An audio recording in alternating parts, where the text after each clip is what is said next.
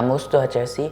हेमचंद जैन आपसे शंका कर रहे हैं। गुरुदेव, पंच कल्याण में बहुत सी क्रियाएं रात में की जाती हैं और पुष्पांजलि भी दी जाती है, फिर कहते हैं रात में पूजन विधि आदि नहीं करनी चाहिए। सो गुरुदेव, आप हमें बताइए यह क्रिया आगमुक्त है अथवा नहीं, और ये भी बताएं कि यह क्रिया सही है अथवा गलत। नमोस्तु आचार्य।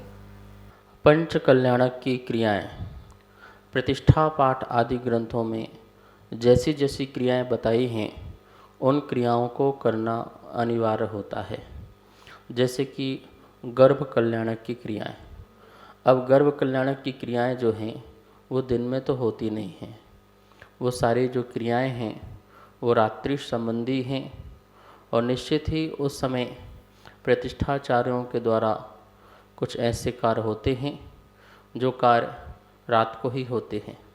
उन क्रियाओं का निषेध नहीं है, क्योंकि निषेध होता तो प्रतिष्ठा पाठ आदि ग्रंथों में उनका निषेध पाया जाता, लेकिन वो उस प्रकार की क्रियाएं लिखी गई हैं और आचार्यों द्वारा यह लिखी गई हैं, तो कहीं भी निषेध नहीं है।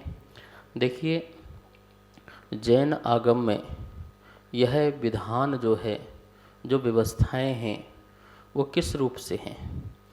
हम जबरदस्ती किसी जीवों की हिंसा करें तो वह हिंसा हमारी मानी जाएगी, लेकिन यदि हम धार्मिक क्रियाएं करते हैं और धार्मिक क्रिया करते समय यदि थोड़ा बहुत सावध होता है तो वह सावध जो है महापुण्य राशि को देने वाला हो तो वह उचित भी होता है। अब समोशरण में आप दिन रात का भेद नहीं होता है। 24 घंटे में कभी भी जाइए और उनके दर्शन कीजिए, उनकी पूजन कीजिए, उनकी आरती कीजिए, तो कहीं कोई निषेध नहीं है। 24 घंटे आप आराधना कर सकते हैं। नंदीश्वर द्वीप में देवताओं के द्वारा 24 घंटे अष्टानिका में पूजा पाठ आराधना अभिषेक आदि होते हैं, तो क्या वहाँ पर समय की मर्यादा है क्या? भगवान की पूजा में समय की मर्यादा क्या?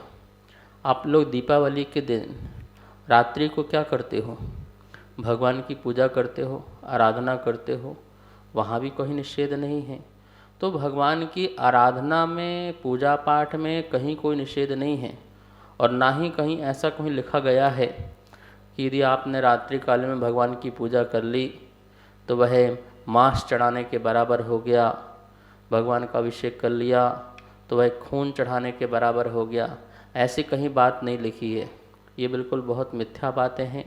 ऐसा कोई साधु संत या विद्वान या त्यागी वृत्ति या कोई व्यक्ति इस प्रकार से बातें करता है तो वो आगम का विरोधी है, महावीर की वाणी का विरोधी है। इस प्रकार भगवान की हम 24 घंटे आराधना कर सकते हैं, हमारे पापों का क्षय होता है, कर्मों का क्षय होता है। नमोस्तु आचार्य।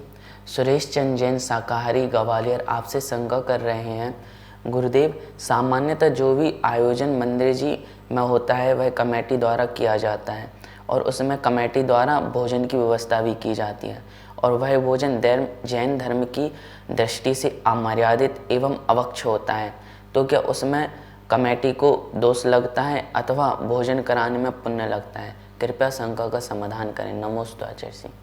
मंदिर के जो कार्यक्रम होते हैं वो व्यक्तियों के धर्म को बढ़ाने के लिए होते हैं, ना कि उनके धर्म को घटाने के लिए होते हैं।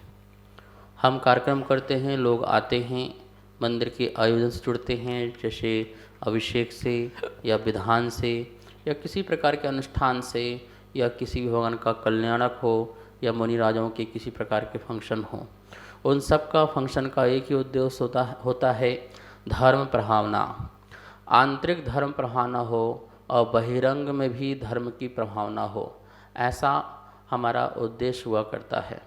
अब मंदिर की कमेटी आने वालों लोगों के लिए अवक्ष का सेवन कराती है तो निश्चित ही पाप का बंध मानती है। किस प्रकार से अवक्ष का सेवन? अब आप कहेंगे हम तो जमीकंद भी नहीं खिलाते हैं, हम तो रात्रि भोजन भी नहीं कराते हैं, तो कैसे अभक्ष का सेवन हो सकता है? होता है ना।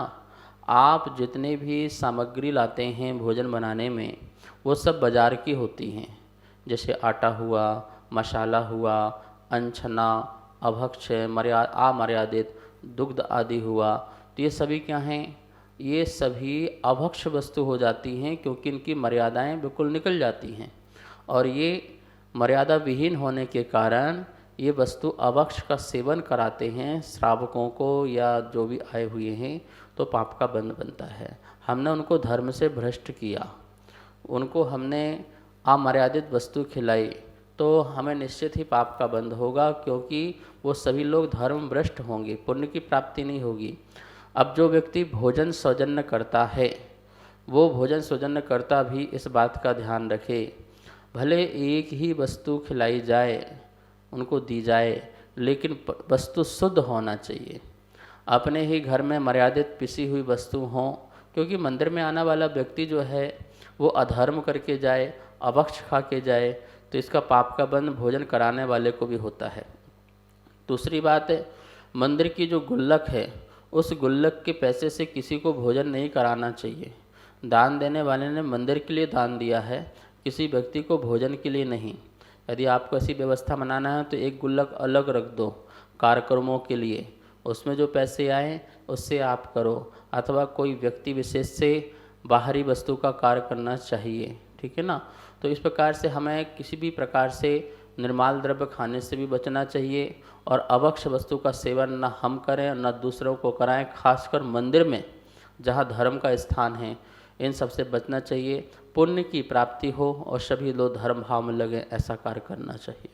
सभी को सादर जय जिनेंद्र। आप नित्य आगम धारा शंका समाधान पूज्य गुरुदेव के मुखारबिंद से सुन रहे हैं और अपनी शंकाओं का आगम के अनुसार समाधान पा रहे हैं।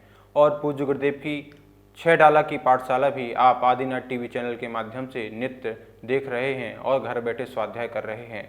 अगर आपको पाठशाला संबंधित कोई भी शंका आपके मन में उत्पन्न हो रही है तो आप हमें नीचे दिए गए नंबर पर भेज सकते हैं, और अन्य सभी शंकाएं हमें भेज सकते हैं, और आपको उन शंकाओं का आगम के अनुसार समाधान प्राप्त होगा पूज्य गुरुदेव के मुखारविंद से और आदिनाथ टीवी चैनल के माध्यम से।